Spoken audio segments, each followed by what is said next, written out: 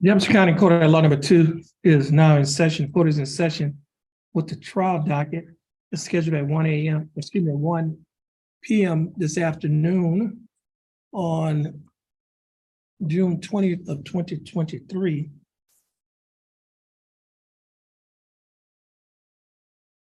First case is cause number M324-911. Case is style of state of Texas versus Mamie Lee Guillory. Ms. Guillory, would you please come forward with your attorney?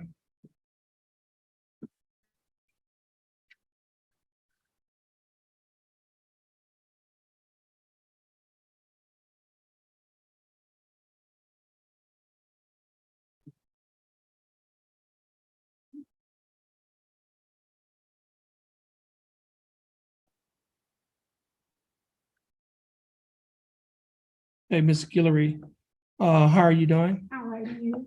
I'm doing fine. Thanks for asking. Ms. Guillory, you represented by your attorney, Attorney John West. Attorney West, how are you doing? Great, Your Honor. Thank you. And the state is represented in this case by Attorney Raymond Shearer. Attorney Shearer, how are you doing? Doing good.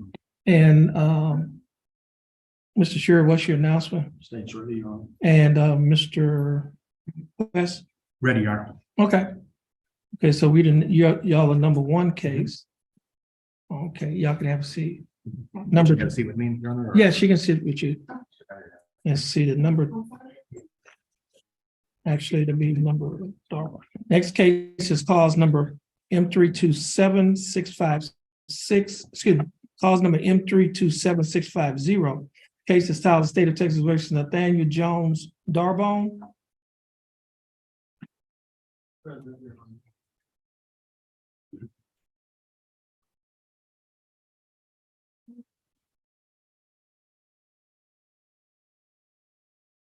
Mr. Darbone, your full name is Nathaniel Jones Darbone? Yes, sir. How you doing, Mr. Darbone? That's good, Mr. Darbone. You're represented by your attorney, Attorney John Macy. Attorney Macy, how are you doing? Fine, Your Honor. Thanks for asking. That's good. Now, Mr. Macy, what is your announcement in Mr. Darbone's case? We're ready, Judge. In state? Your Honor, in light of our attorney that's out sick, I only had time to prepare for one case, and this is not it, so I'm not ready. Okay. So let me do this here. We still have you scheduled as number 2. So yeah, just have a seat. Okay. And of number 3, I think that's Mr. Kelly's case. Yeah, the next case is cause number M329584, case of style of state of Texas versus Turo David Beltros Cisneros.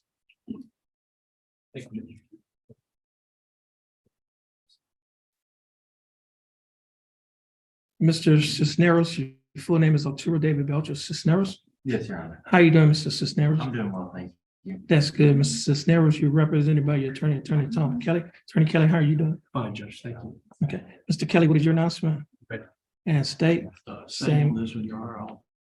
I prepared for number 1. And that was it. Okay, so this will be number 3. Okay, and we got a number 1, we got a number 2. You're number 3.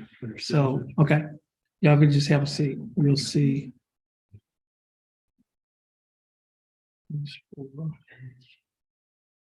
Judge, I'm on Judge Stevens' afternoon docket. Would you mind if I check? You could go down. All right. And then see, Mr. Kimmler is not here for 5 and 6. I mean, yeah, 5, another, and then the last one is LeBlanc thing. Right, and I have Mr. Kemper on 3 in a row. And then Right. Mr. LeBlanc. Right. Mr. LeBlanc.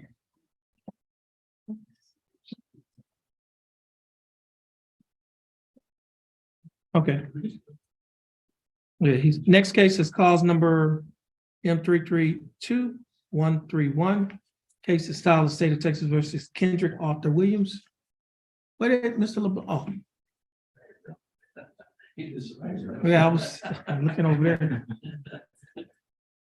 He's quick like that.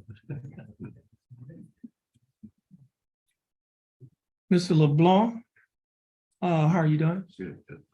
That's good. And Mr. Williams, your full name is Kendrick Arthur Williams. You doing fine? That's good. Now, Mr. LeBlanc, what is your announcement? We're ready. And state the same announcement. Yes, Your Honor. Okay, so you'll be number 7. Number 7.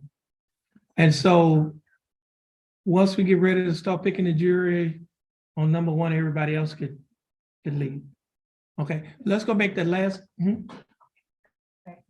And she'll fax y'all recess. So let's go ahead on and make the last call for the jury. Y'all can have a seat. And let's see how many jurors we have here. We were missing 3.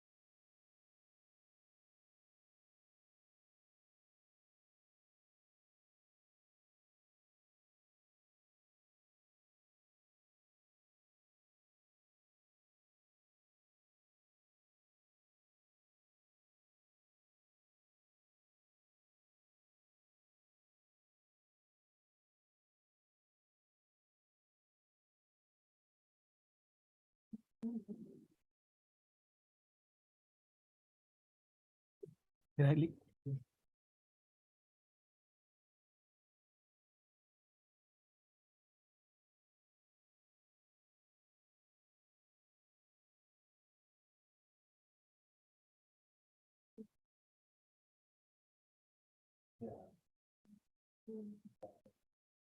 Oh, we gotta move that. That podium up here. That, he's gonna move.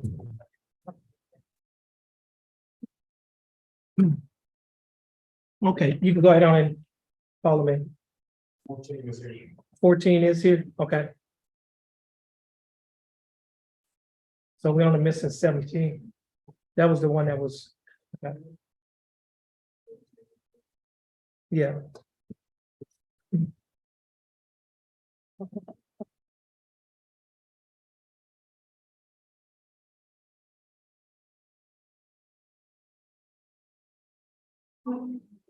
Yeah.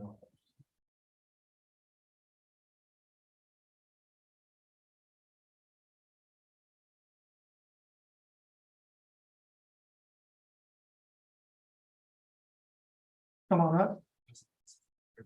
Why don't you come on all the way up? Come all the way past the wall. And you're gonna take the seat all the way on the in against the wall. Okay, you follow him, sir, sir? No, you gotta come around the wall. Okay, your name is Jimmy Lewis. You're gonna take that second seat past the wall. And Mr. Kingsbury, you're gonna take the third seat past the wall.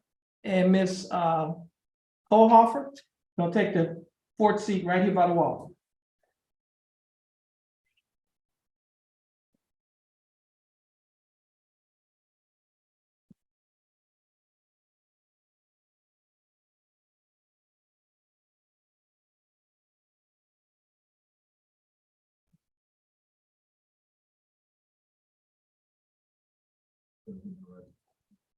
Okay, come to the first row.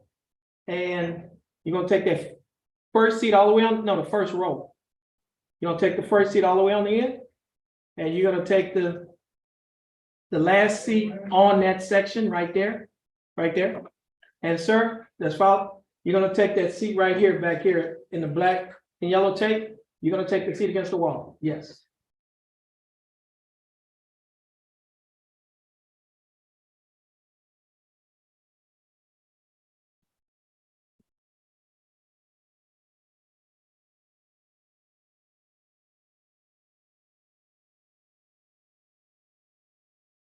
Wait.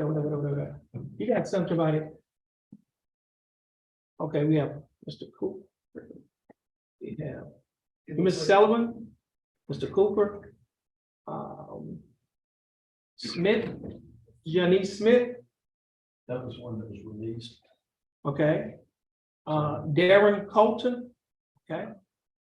That seat should be blank. You gotta, he has to move over her right here. That seat shouldn't have nobody in it because that person was released. Ma'am? Number 7. Yes, he's gonna sit there. You're gonna go back to the next row. And you're gonna walk all the way and gonna get the seat all the way against the wall over there.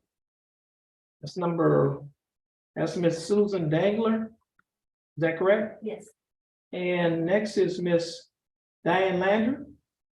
You're gonna come up and walk down the same row and you're gonna take that seat. Yeah, just go all the way down to the second row seat and the seat with black and yellow tape.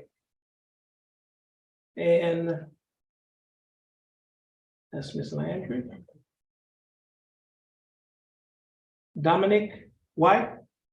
Gonna walk down the, no, come up one row. Yeah, you're gonna take the seat on the end with the black and yellow tape. And Mr. Gary Whitley, you're gonna take that seat right there with the black and yellow tape, yes? And we have character. You're gonna take this, okay. Okay. The seat, the row behind him, yes, you can walk all the way down to the end and then get on the seat in the second set of chairs with the black and yellow tape.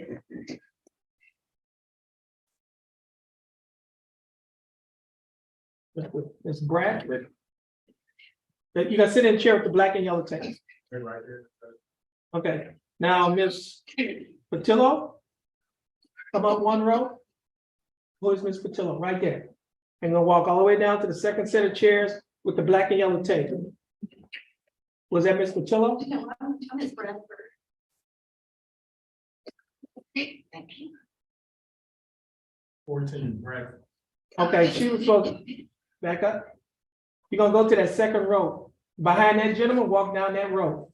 Behind this gentleman right here, behind him, yes. And walk all the way down to the second set of chairs with the black and yellow, yeah. And Ms. Patillo, number 15, around the same row, that seat in the middle. And Mr., how you pronounce your last name? Shervis, the chair that's to your left, right there. And Mr. Beck, we have Daphne Bell. Okay, she's not here. And Steincroft, Steincross. Steincroft, Mr. Steincroft, that's gonna be you walk down that road, that's your chair right by the picture. Black and yellow tape, right there.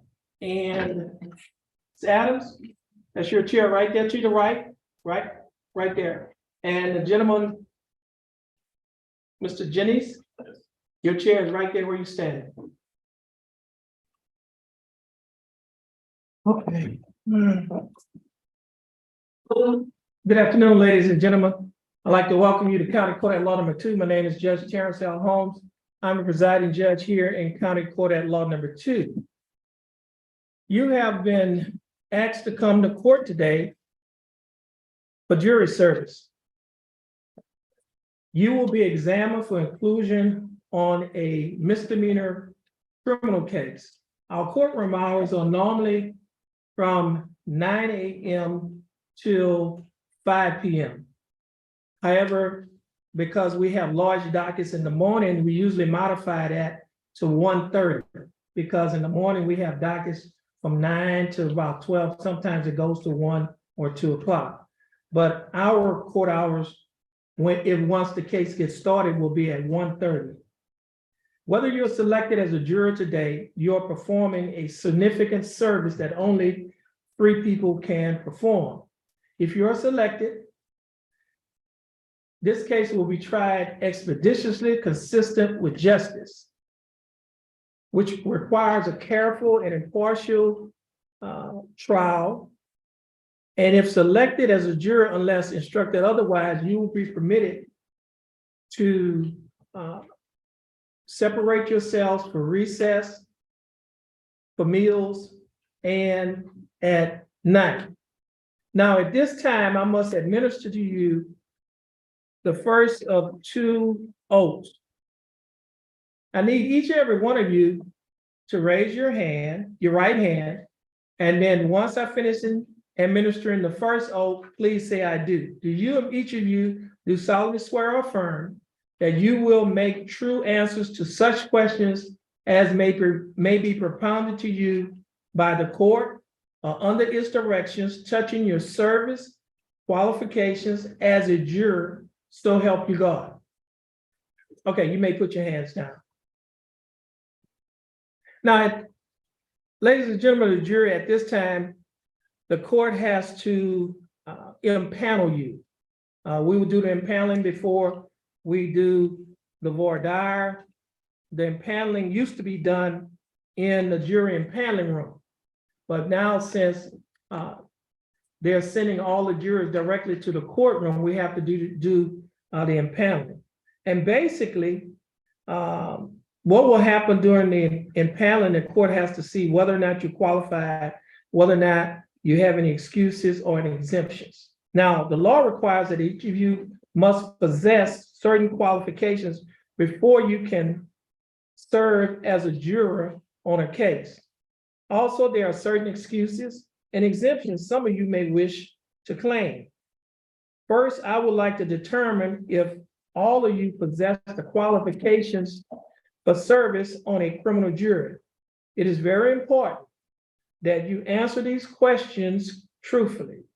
If you do not, the lawyers and I, if we discover later on the fact that you did not answer those questions truthfully, the case could be retried and you may be held in contempt of court and placed in the county jail for up to 180 days and be given a fine up to $500. Now, the way I'm going to ask the questions is as follows. I will ask the question, and then I want you to answer it to yourself. And once I finish asking the last question, I will then state or ask, is anyone disqualified under the law? And if you think that you may be disqualified under the law, then we would like you to we're going to ask you to raise your right hand, and then we'll have you to come up before the bench, and then we will talk about that matter outside of the presence of the other persons on the panel. Now, when I mean outside of the presence, I have a noise sound device that I'll play. And while that is being played, the mics are off, and the attorneys and the court reporter will be around the bench. And then we will ask why you feel that you may be disqualified. So again, I just need you to answer each one of these questions to yourself. And then at the end, we will ask if there's anyone who feel as though they may be disqualified under the law. Now, the first question is as follows. Except for failure to register, are you a qualified voter in Jefferson County and in the state of Texas under the constitutional laws of Texas? Have you ever been convicted of theft or any felony?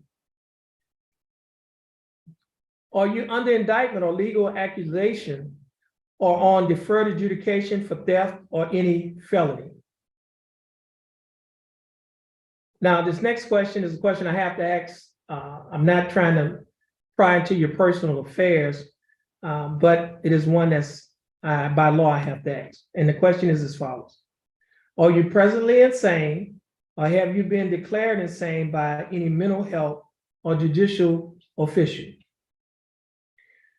Are you 18 years of age or older? Are you a citizen of the United States? Are you a resident of Texas and a resident of Jefferson County? Are you of sound mind and good moral character?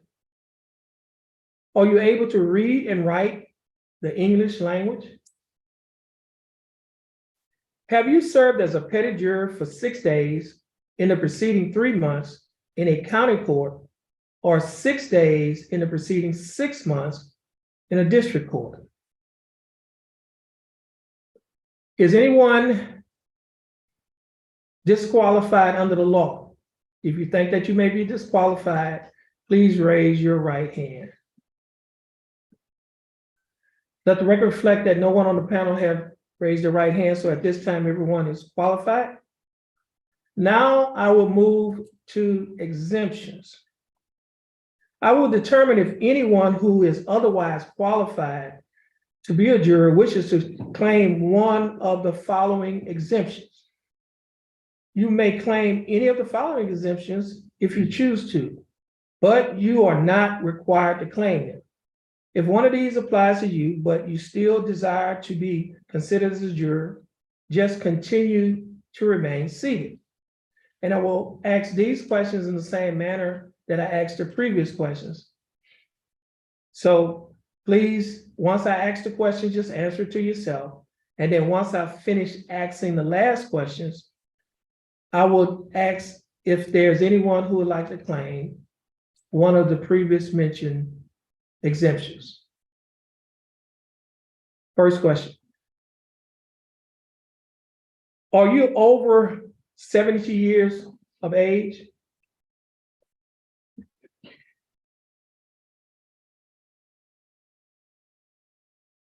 Do you have legal custody of a child or children under the age of 12 years, and jury service would necessitate leaving a child or children without adequate supervision? Are you a student in a public or private secondary school? Are you enrolled and in actual attendance at an institution of higher education? Are you an officer or employee of the Senate, the House of Representatives, or any department, commission, board, office, or other agency in the legislative branch of state government? Have you served as a petty juror in the county during the past 3 years? Are you the primary caretaker of a person who is an invalid, unable to care for himself or herself? Are you a member of the United States military forces serving on active duty and deployed to a location away from Jefferson County? Is there anyone here on the panel who would like to claim one of the previous mentioned exemptions? Let the record reflect that no one on the panel is claiming an exemption.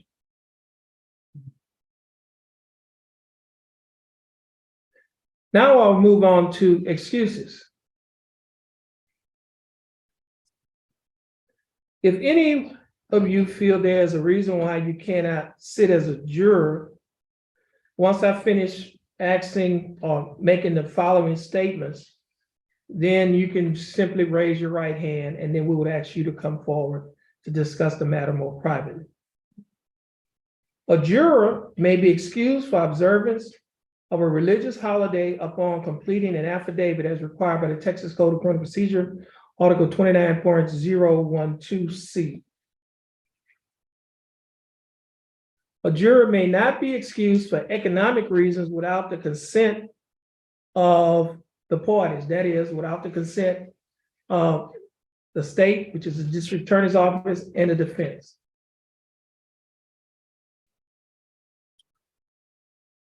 A juror who, without prompting, articulates an inability to listen to testimony and be fair and impartial may be excused. Is there anyone here on the panel wishing to be excused? Let the record reflect that no one is claiming an excuse, so the jury impanelment is complete.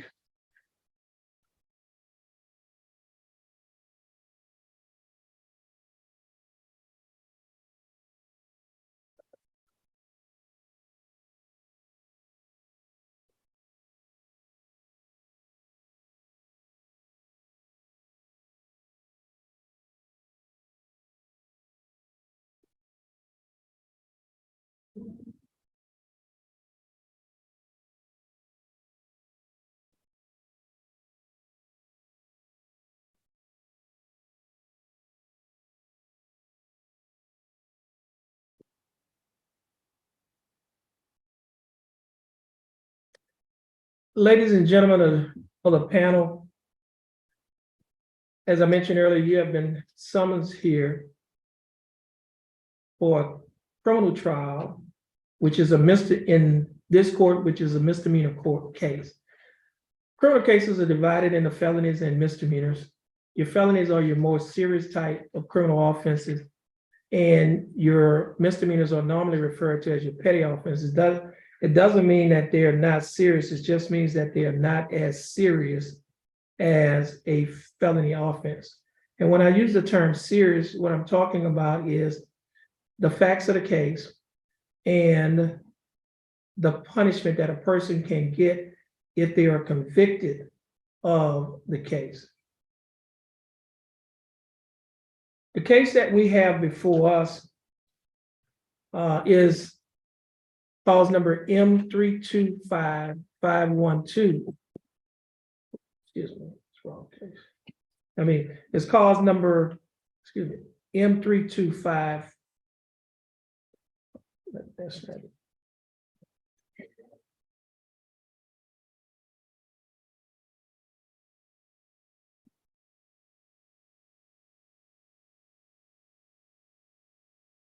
Oh, okay.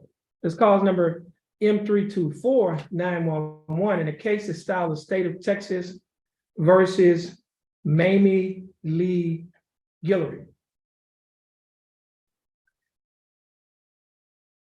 Ms. Guillory is present with her attorney. Her attorney is Attorney John West.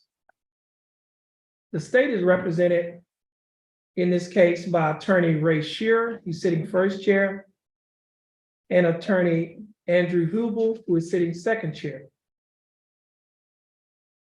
Our court reporter in this case is Miss Ada Christie. She will be taking down everything being said, so speak up when you are answering or asking questions.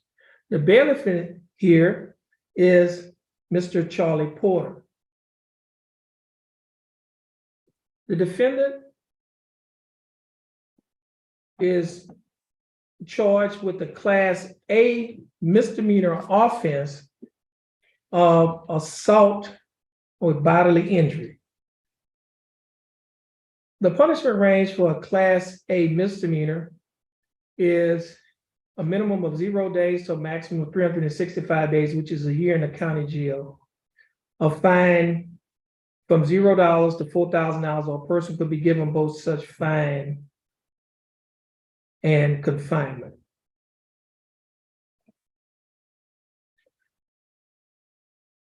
The state and the defendant, through their attorneys, have the right to direct questions to each of you concerning your qualifications, background, experiences, and attitudes.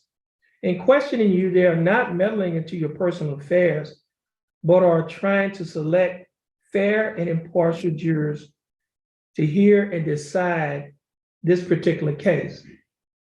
If at any time you would prefer not to answer certain questions in the presence of the panel, just say so, and I will ask you to come up to the bench so that we may discuss it more privately.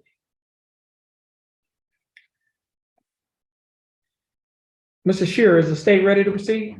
State's ready, Your Honor. Mr. West, is the defense ready to proceed? Ready, Your Honor.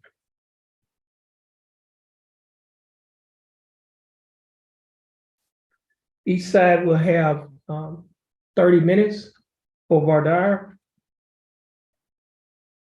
Mr. Shearer, you may proceed. Thank you, Your Honor. Please go ahead. Yes. Well, good afternoon. The thing you can say about jury duty this time of year is it's air conditioned. You don't have to be out in the heat. As stated before, we were introduced to y'all. My name is Raymond Shearer. And so we all went, no, I do that face. Mr. Cooper. Landry. It's been a few years, but is there anybody else here that knows me or has had any feelings with me? My name is Raymond Shearer. I've been in the district attorney's office for about 6 years now. And I've skipped around, but most of my career was spent at the Beaumont Police Department. I spent 27 years with them. So I do know a lot of people in this community. And I've been around pretty much my whole life in this community. And the others were introduced, Mr. Hubel, Ada, Mr. Porter, Mr. West, and I defended, and of course the judge. And I have to ask, does anybody know anybody up here other than the connection? Because Mr. Cooper knows everybody. And the reason I'm asking that stuff is sometimes people come to court because they know somebody. They go, you know, or they go, you know, and they automatically are swayed because, oh, I like them, or she's a great person, or that kind of stuff. And what we don't want is any type of bias coming into the courtroom. We have to take a lot of things off before we enter the courtroom to present a fair trial. Our defendant here has been accused of an assault, or of assaulting someone. And so the question comes up, I have to ask, has anybody been the victim of an assault ever before? Yes, ma'am, Miss Allen. Okay. And Miss Allen, because of that, you know, and I have to repeat what the judge says, we're not meddling, we're just trying to find out, you know, was it really bad? There was no injury and the fellow was doing. Okay, okay. So as a result of your experience there, can you barely sit and listen to evidence without? Okay, and please excuse me because we're given a ton of information. And of course, as you get to my age, it doesn't get retained up here. It has to be on the paper. So you may see me up here developing papers and stuff. And I'm just trying to keep straight things. So Miss Allen, in short, what you're saying is you can be very impartial if called upon to serve as a juror. Yes, and it's Adams. Adams. Thank you. Sounds good. Sometimes, yeah. Anybody else? Ever been a victim of assault? Yes, ma'am. Not myself, but my husband, Uh-huh. And what came of that? he died Oh, I'm so sorry to hear that. Okay, and how far back was that? a few years and, Yeah.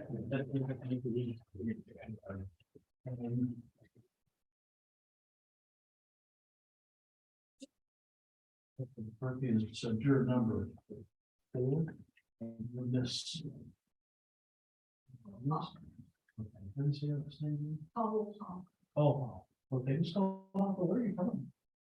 I was actually raised in Port Arthur, Uh-huh. but I live here in Bowman, Okay, and where did all this happen? Crystal Beach. Okay. And, I understand you yourself suffered a pretty serious injury at one time too? Not me. Okay, it was your husband, okay. Okay. Ms. Hopper, can you do this? No, Okay. And that's just pure honesty, okay? That's pure, and that's what we want, and I understand. We'll talk about that later. Thank you. Also, I want to back up here and say thank y'all for coming in too, because we make light of jury duty and everything like that, but good night. We've come through COVID and all this kind of stuff, and believe me, there was a while there where we held our breath to see what we could do this from here. And this is why y'all are spaced out the way y'all are, because it's for safety still. Anybody else have ever been a victim of an assault? Anybody ever witnessed an assault? Other than on TV or something like that? And she's been honest because of her past experience. This is hard for her. I don't know that I would have even tried to come in. Is anybody else sitting here that says, honestly, I don't want to be here for whatever reason? Schedule, time, commitments? Yes, sir. Okay, and you're Mr. White? Okay. So it's a job conflict. Okay. I will say this, the job conflict is not an excuse to not serve, but it's something that we need to be aware of, because we need people that'll come in and their mind be here and not off somewhere else worried about something. Understand, was it you that works for security companies? 40-hour week, and work 12-hour shifts, 2 8-hour shifts, one's at night, all once a week in the past. Okay. Okay. So I'll sleep during the day and I I understand. have to drive almost an hour, I'll sleep in the wheel. I understand. The last 17 years I was with the Beaumont Police Department, I worked midnights, and so I got my sleep switched around. Okay. Is there anybody here that when it comes to the topic of assaults go, so what? I know we've had that before, where people say, well, that's just stuff that happens. Anybody else? We're here to just be honest. That's what our means is speak the truth. And there's no wrong answer here. It's your opinion. You know that. The state carries the burden of proving the assault. And an assault in Texas can cover a wide range of actions. Everything from a simple offensive contact all the way up through injury or even death.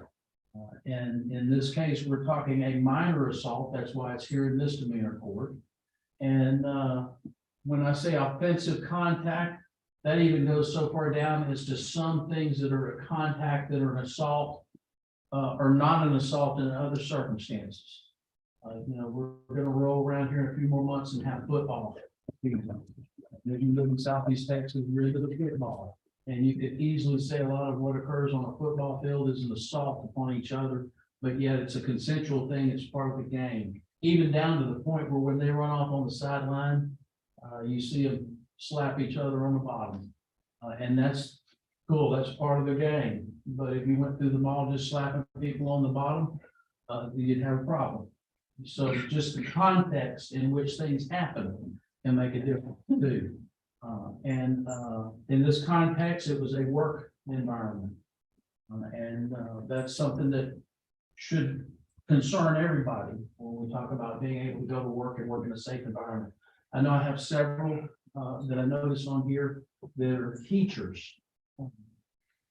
And I'm trying to remember who all they were who teach, okay? And Miss Adams, I'll get it right this time. What grades you teach? First grade in the Anahuac. Okay, and they're behaved after that.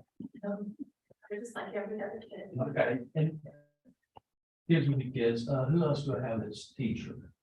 Okay, and Miss Carricker, okay, did I say that right? Yes, sir. Okay, what grade do you teach? Infants. Infants, oh, well, that's a different story altogether. So you work at daycare, right? Yes, sir. Yeah, okay, that's fun. They pay you to do that? They pay you to hold babies? I wish I just held them that way. Okay, and let's see, this, is it Dingler? Dingler, what do you teach? I'm pre-K through 8th grade Okay, and where? in Newport Neches. Fort Natchez? Okay. Kids at school, did they ever fight? They get their little tiffs and stuff like that. And that happens. I mean, good night, when I was in junior high school and elementary school, when the day went by, something didn't happen. But then they become adults. And it's different. It's different then, for many reasons. We're mature. We shouldn't be there.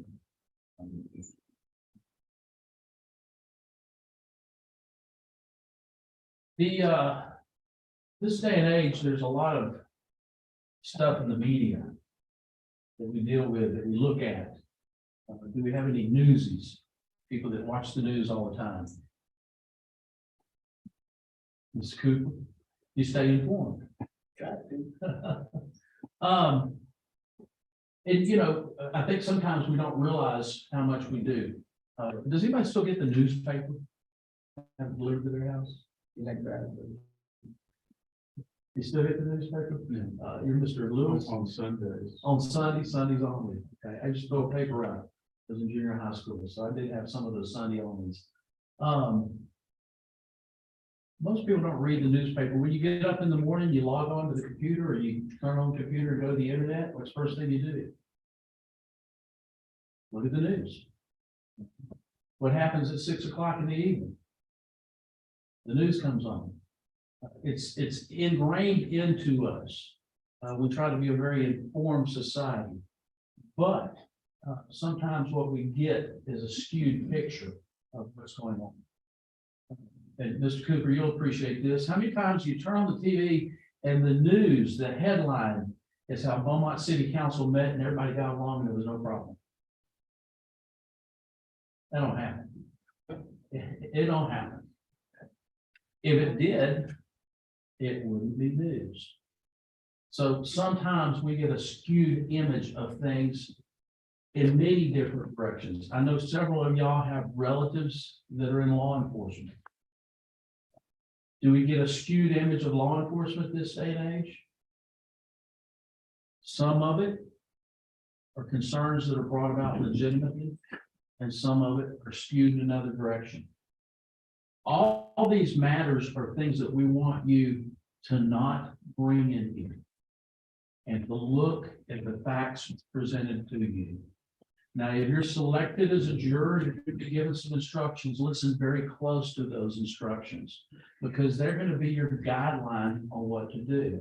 And one of the big problems, not just we as prosecutors, but also defense attorneys and judges have, is individuals that come to court and hear evidence and then don't follow the instructions given to them and do what they think they need to do. So I'm going to implore y'all, please, please, please follow the instructions, because this is the bedrock of our system. I come to court and I present cases for y'all. If I didn't think the case was worth presenting to y'all, we would not be here with this case. We have moved to a different case.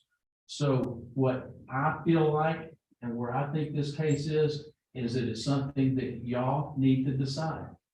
And so I want y'all's earnest promise that you're gonna listen to the evidence when it's presented and decide the case based on the evidence presented. Now, that sometimes means you have to look at the presenter of the evidence. And if you've ever raised children, you know that sometimes children come in with a story that you're I'm not sure about that. Look at the evidence, listen to the people that render a decision. I appreciate y'all for being here. I know I've got some time left, but I'm gonna turn the balance of my time over. Okay. Thank you. Mr. West? There you go. Good afternoon, ladies and gentlemen. Like the judge said, and Mr. Sheriff, my name is John West. I'm here today with Miss Mamie Lee Hillary. This first part here is what they call the void hour jury selection, but it's kind of a weird name. It's not really selection. We don't get to like go in the back and do like school guard pick. I'll take that one. I'll take that one. I'll take that one. It's actually a deselection. We get to stand up here, ask you questions, get to talk to you as much as we can, find out things about you. And what we do is then we both, Mr. Shearer and myself, get to X people off. Okay.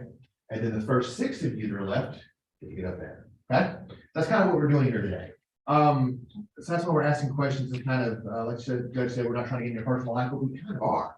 We need to know things about you to find out if you could be good for this jury, to kind of see if you have bias or prejudice. Those are words we don't like to use, but there's other ways to use them. Basically about situations or ideas or things like that. The best way for me to explain that is I have a scenario that I always like to use. Somebody needs to help from the crowd. Okay. Does everybody remember ex-president George Bush, the older one that's passed away already? Remember him? Yeah. Okay. There was a particular food that he did not like. Yell it out if you know it. Broccoli. Right. I'm always afraid that nobody's going to know that one day. And actually, I had a jury one time. What's that? Then you know you're old. Yeah, well, I had a jury at Newton one time, and nobody knew it. I just stood there like that. I'm like, all right, well, it's broccoli. You know, yeah. Yeah, I know when I get to the point where nobody knows, I'm going to be really old. Anyway, the point is, he came out and said he didn't like broccoli. Okay, some of us remember that. And then the farmers and the broccoli growers, and whoever was like, oh, don't say that, and made a big deal about it because, like, you know, you're saying this. He's like, I don't like broccoli. Does anybody here not like broccoli? Raise your hand. Everybody likes, oh, we have one that doesn't like broccoli? Yeah, I like broccoli, but my little one hates it. So let's say today that we're not here for an assault, but we're here today what the state vegetable of Texas should be. Potatoes on one side, broccoli on the other side. Who here thinks that President Bush, if he was still alive, and if he was here in that blank spot we have, would be good for that jury? Raise your hand. Okay. Who thinks he would be qualified to serve on a jury? Of course, yes. But he has a bias. He has a prejudice on it. He already doesn't like broccoli. He's already said it. Right? There's nothing wrong with that. It's just doesn't like. There are certain things that we all like, don't like. Right? There's certain things that have happened to us that makes us maybe not be best for a trial like this. Like this, I'm gonna mispronounce your name, but what happened? Cole, okay. There may be things that have happened that you may look, I'm not good for this jury. I might be good for a divorce or a car wreck, something like that, but not for an assault case. Okay? So that's why I'm asking you questions. I'm trying to find out if there's something that you're wrong. And it may make you not be the right one to be here today. Right? All right, let's talk about some ideas and some legal principles. We've all heard innocent, something proven guilty. What is that? What's that middle word there? Until, absolutely. Everybody's heard that. Who here's heard that before? You know, that's not correct. There's no such thing as innocent until proven guilty. It's innocent unless proven guilty. Okay? And I'm gonna pick on some people now. That's right. On the list. Mr. Brooks, you're number one down here. Is there a difference between unless and until? Absolutely, isn't there? Okay. If we say we're gonna work until 5, that means we're gonna be here until 5, right? We know it's coming. Okay. Unless means it might not go, right? Okay. working unless the judge says we can go early. Right? Okay, that's what this is, innocent unless proven guilty. Now, that being said, I'm gonna skip to Mr. Lewis. What does that mean? Innocent unless proven guilty? You have to be proven guilty in court. Absolutely, that's what it is. What it means is all defendants are considered innocent unless the state can prove that they're guilty. Okay, everybody understand that? Mr. Kingsbury, I'm gonna keep going down the road here. Are you okay with that principle? Of course, Why not? Or why not? me or your opinion about that.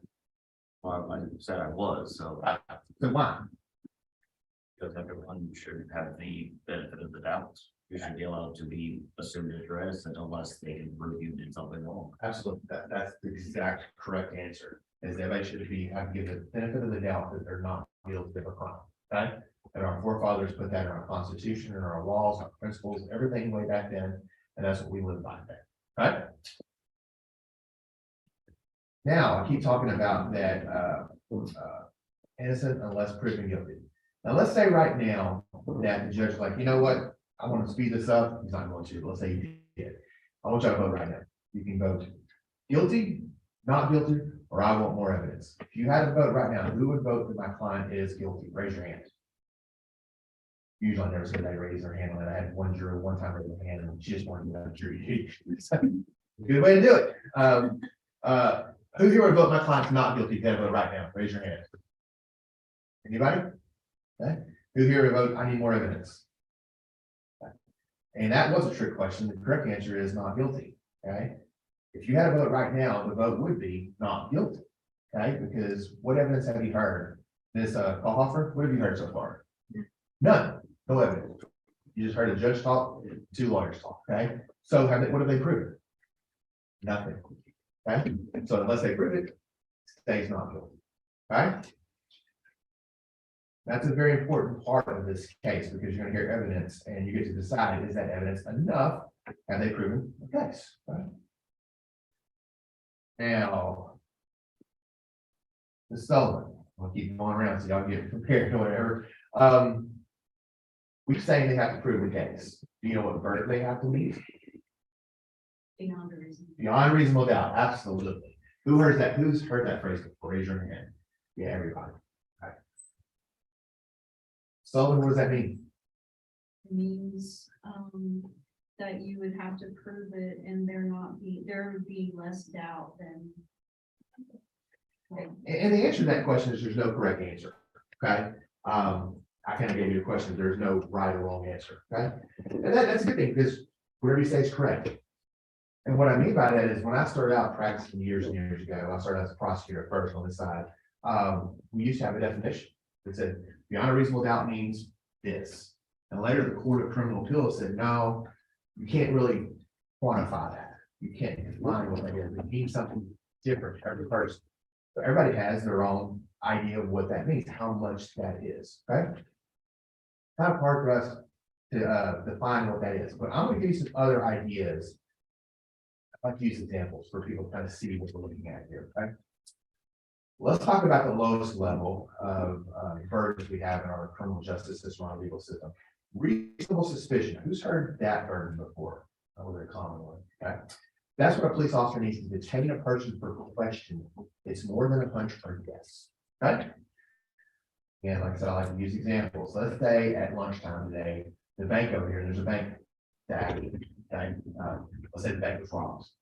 And they put out a notice that the bank robber came in. He was about 6'2", wearing a blue suit, wearing a purple bluish tie, with a beard and glasses.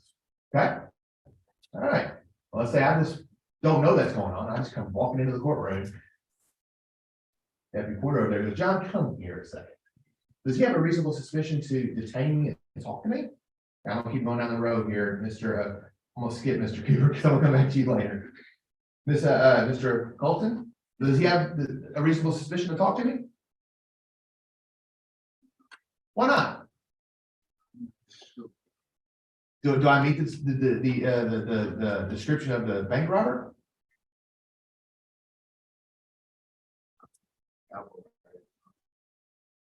Okay, well, I'm gonna go to somebody else and come back to you. Ms. Dingler, does he have a reasonable suspicion to just question me? Yes. That's the description, part of what they say, right? Okay, does it mean I did it? No. No. But that's the burden he has to meet. He has to meet, is it more likely, is it more than a hunch or guess that I might be the one they're looking for? I'm matching the description, right? Okay. Doesn't mean I did it. Okay. But he gets me right to say, hey, come here, John, what were you doing at lunchtime? Okay. I was like, oh, I went to, the cafeteria, eat or whatever, whatever. Okay. All right. The next level up is probable cause. Has anyone heard that phrase before, probable cause? Yeah. That's if you watch TV, you hear that phrase. That's what a police officer needs to make an arrest or search. Okay. Now, Ms. Dingler, I'm gonna stick with you for a second. He's talking to me. Does he have a probable cause to search me? No. Okay, because it hasn't risen to that level yet. Okay. But he just has talking. Oh, I was at lunch with her. Now, let's say during that talk, trying to figure out where my bag is, somewhere around here. Oh, it's right over there beside you. It's my briefcase sitting over there, my leather bag. Let's say as I'm standing there, he looks and sees a bunch of like money sticking out, cash in the briefcase. Now, does he have probable cause to search my bag now? You don't think so? I matched the description of a bank robber. I got a bunch of cash sticking up. Anybody believe he has a probable cause to search me now? Raise your hand. Yeah, okay. Yes, but that's the next level up. He has enough to say, look, what is in your bag? Let me look at your bag. Again, does it mean I did it? No. Okay, that's a different level, a different burden. Go, hey, where'd you get this cash from? Oh, I met a client downstairs and they brought me some cash.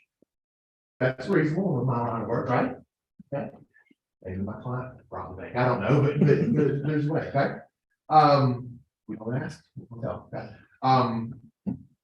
That's the next level up. That's what we're getting at, is how much evidence you have to say, okay? And I like the two of you already have said, no, I don't know if you have enough for that. That's what we're talking about. You got to evaluate the case. Do you have enough? Mr. Colt over here is like, well, I don't know if he has enough to talk to you, you know? That's in his mind, that's the level you need. You need more to talk to me, right? Okay. All right. Well, let's get off of me robbing a bank for a second and go to another level. And I'm going to go back to Mr. Cooper for this one because this is kind of preponderance of the evidence. What does that mean? More evidence than not. More likely than not. Yeah. And I say that because that's the burden you do most of your cases, correct? That's what I'm saying. Civil. That's a civil burden, right? That's what I'm getting off of criminal. We're going to the civil burden. In civil law, the burden is preponderance of the evidence. Okay? And it means more likely than not. That's where it was flip the scale one way or 50-yard line or whatever it is. Some way of saying just one way or the other. Okay. I'm not really sure, but I think that side's probably right. There you go. That's all you need. Okay, in civil cases, what you need to do civil suits. All right. Let's talk about another burden, and then it'll be the last one we talk about. Clear and convincing evidence. Has anyone heard that phrase before? That burden? Okay. All right, I'm going to ask you to raise your hand and keep your hands up for a second. Who here has children? Raise your hand. Okay. Who here believes your children are the most important thing in your life? Not put them down. Okay. All right. Everybody, pretty much everybody kept their hands up except for Miss Bradford. You put your hand down? Yeah. Okay. And everybody put your hand down, okay? Well, why don't you put your hand down? And I know where you're getting at, and I want you to go there. Okay. There's other things. The state or the government or whoever has determined that our freedom is more important than our children. Okay, that's what I'm getting at here, is that we're at the standard here that they need to take your children away from. This is what CPS needs or the government needs to remove your children. Clear and convincing, it has to be that much. It's not more likely than not. It's not just a hunch, it's not just a guess. It's gonna be so clear and convincing that there's like, I'm convinced that you need to have your children removed from you, right? That's not even the highest burden in our society. The highest burden in our society is beyond reasonable doubt, which is beyond that, right? Because that's what the government determines is what's needed, state, improve, take away your freedom. Okay? And the reason I point these out is because at the end of this trial, we're gonna make arguments. I'm gonna ask you to remember the 6 of you here. I'm gonna ask you to remember that. Did they meet their burden? They provide you enough evidence, more than a hunch or guess, more than what it takes to search you, more than what it takes to take your property away, more than what it takes to take your children away. The level you have to hold them to. Okay? I'm gonna ask you to hold them to. Hold them to that. All right.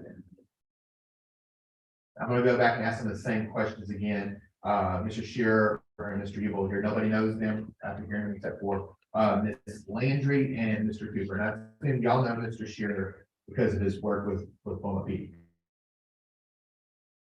Correct? I've done it for like 40 years. That's why I'm asking that there. Okay? I saw you worked for City of Beaumont, so I thought I'd be that. Well, Okay, and Mr. Cooper, same thing, you know, do his work with the city? Yes. Okay, all right, not like a personal relationship like Miss Landry is. Know him You, personally. yeah, I mean, you've known a lot of us over the years personally, I mean, we don't know each person, but we know each other's name, correct? Okay, anything about your relationship to knowing Mr. Shearer would affect you and try and listen into this case? Okay, you listen to the evidence and make the decision based on the evidence. Okay, Ms. Landry, same question. Would you be able to listen to the evidence and based on the evidence? Even though you know Mr. Shearer, oh, yes. even though we all know he's a great guy, I'll even admit that. I'm not even trying to hide that. Okay, and a great lawyer and a great friend. All right. Anyone know my client, Mamie Gilroy? I think the judge already asked that, Mr. Shearer asked that. All right. Next question, anybody know me? Name? Okay, now I know Mr. Cooper, we don't know each other really personally, but we know of each other, correct? Okay. All right, and one other person I want to put on the record, make sure, Mr. Lewis. Do we know each other? Okay. Our wives know each other. Oh, really? Yes, I know, I saw your wife's name, and my wife and your wife used to work together, so. But that being said, we've never met, have we? No. Okay, nothing about the fact that our wives may know each other would affect you.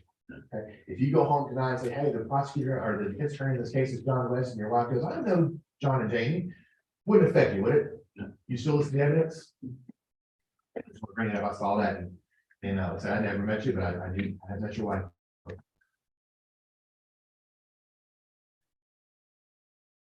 All right, let's get back to the legal principles. You know, we've gone all the way through several people here, I guess we're explaining about to you. Mr. White, let's talk to you real quick. I'll have to have you that much to begin. Right to remain silent. What does that mean? Absolutely, you don't have to say anything. Okay. And why? It kind of goes back to one of the other principles we were talking about. Well, why does that apply? You might say something. Okay, it goes back to the innocent until proven guilty.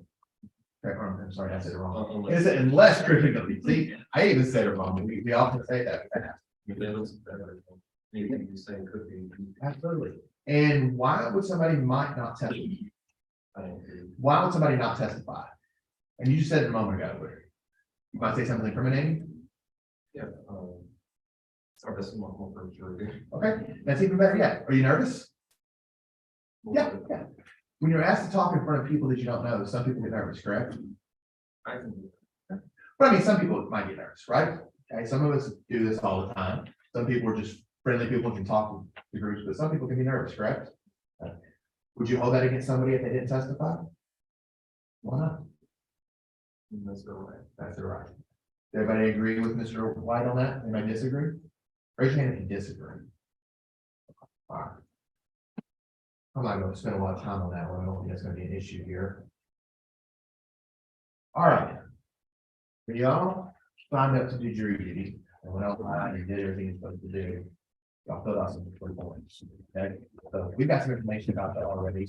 And by the way, at the end of this, we turned over the bailiff fee shred. We're going to take it off of this. So, as you're asking that later, but you get to keep that information. Okay. So I'm going to go through and ask a couple of questions of people. To fill in the blank. Mr. Lewis, I'll come back to you. You have the job that I'm looking forward to having one day. What do you do right now? Return. Exactly. Well, I'm looking forward to it. What did you do before you retired? I was a municipal planner and then a transportation planner. The reason I'm asking that is that that could be something that could be somebody's broccoli, so to say, something about the work might think you might not be good for this jury. That would be what and the other one you already filled out pretty well. sometimes in felony juries where I have 60 people out there, I have a lot of extra questions, but I think most of y'all filled out those forms so well that I don't have any other questions. Okay. That was good. All right, the last part here, I have two more parts and then I'll be done. Does anyone have a reason why they think I might not be good for this jury? Okay, I try to ask you as many questions as I can think of, ideas, things like that. You might be sitting there going, you know, you just ask me this one question, I can tell you some stuff. And you may have something you want to talk to directly to the judge on, just raise your hand, let me know if you have anything you want to bring up. Otherwise, we're gonna base everything off of what we've heard here today. Okay, all right, well, the last part here is I'm gonna apologize. It's kind of a funny thing, but for the 6 of you that get picked to be on this jury, or pick, however you want to call it, if we see you out in the hallway, we're gonna avoid you. If you get on the elevator, I'm probably gonna wait to the next elevator. If I see you down in the cafeteria, I'm gonna walk to the other side of the cafeteria. If tonight I see you at a restaurant, I'm not gonna come near you. I may even walk out and go to another restaurant. And I want to apologize now for that. Okay, I don't want to be that way. I'm a very social person, because I do what I do. But I don't want anyone to believe or think that anything inappropriate is going on. Me and Mr. Shearer know each other, known each other for a long time. I know that he knows that I wouldn't do anything improper. I know he's not going to do anything improper. We want other people to go, hey, Judge Holmes, I saw John last night at Jason's Deli sitting talking to Mr. Lewis. Okay, so I'm going to ignore you, so I just want to apologize now for that ahead of time and say this is our last time to talk after you talk. You want to talk with, you want to talk to us, we'll all talk, whoever you want to talk to. Does anybody have anything they want to say to us right now? Any questions, any comments, anything? This is our last time to talk freely back and forth. Right? All right, I look forward to working with 6 of you. Ladies and gentlemen of the jury, at this time, we're gonna ask that you would leave the courtroom and go out into the hallway. You're gonna follow the bailiff. We may have to call some of you back in to do some follow-up questions. So at this time, would you please stand and follow the bailiff into the hallway? For those in, you can go out those doors.